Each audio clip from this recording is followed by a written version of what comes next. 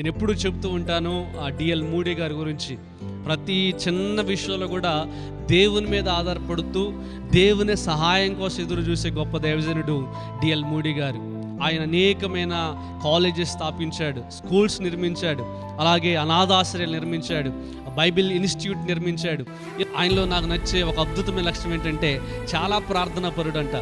నేను తన గురించి చదువుతున్నప్పుడు ఒక లైన్ చదివాను, అది ఎంతగానో నన్ను ఇన్స్పైర్ చేసింది. ఏంటంటే, ఈ doesn't even open his eyes without praying to God. దేవునికి ప్రార్థన చేయకుండా కళ్ళు కూడా తెరవడంట. ఒకరోజు ఈ దైవజనుడైన డిఎల్ మూడీ గారి దగ్గరికి ఒక బిజినెస్ మ్యాన్ వచ్చాడంట.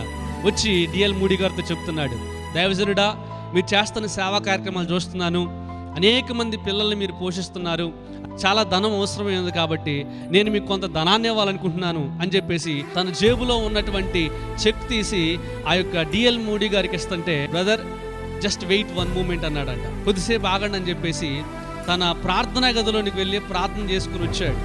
వచ్చి ఆ యొక్క బిజినెస్ మ్యాన్తో చెప్తున్నాడు, సార్ ఏమనుకోకండి, దయచేసి మీరు ఇచ్చే ఈ చెక్ నాకు అవసరం లేదన్నాడంట.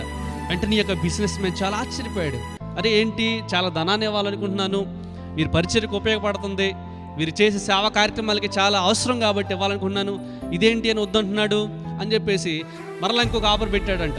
దైవజనుడా, మరి మీరు అనేక ప్రాంతాలకు వెళ్ళి దేవుని సువార్త ప్రకటిస్తున్నారు, మీ కారు చాలా పాతదైపోయింది కాబట్టి మీకు కొత్త కారు ఇవ్వాలనుకుంటున్నాను.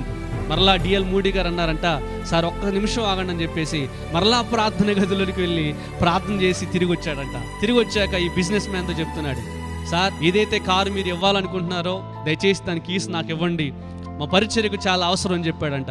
ఆ బిజినెస్ మ్యాన్కి అర్థం కాలేదు.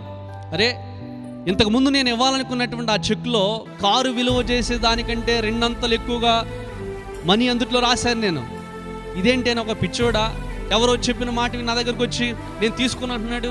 తనలో తాను అనుకుంటూ ఆ మాటను చెప్పకుండా ఉండలేక డిఎల్ మూడీ గారితో అంటున్నాడంట, ఇందాక నేను ఇస్తానన్న చెక్కు వాస్తవానికి ఈ కారు కంటే 2 రెట్లు ఎక్కువ, కానీ మీరు పైకి వెళ్తున్నారు, ఎవరితోనో మాట్లాడుతున్నారు, వాళ్ళు చెప్పింది వచ్చి నాకు చెప్తున్నారు.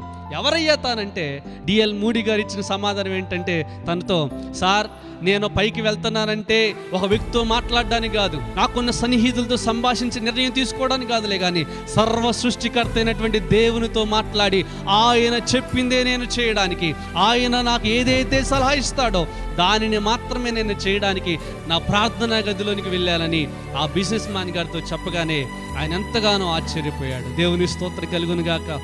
ఏ పరిస్థితుల్లోనైనా మన దేవుని మీద ఆధారపడితే ఖచ్చితంగా అది మనకు ఆశీర్వాదకరంగాను దీవెనకరంగాను దేవుడు మారుస్తాడు.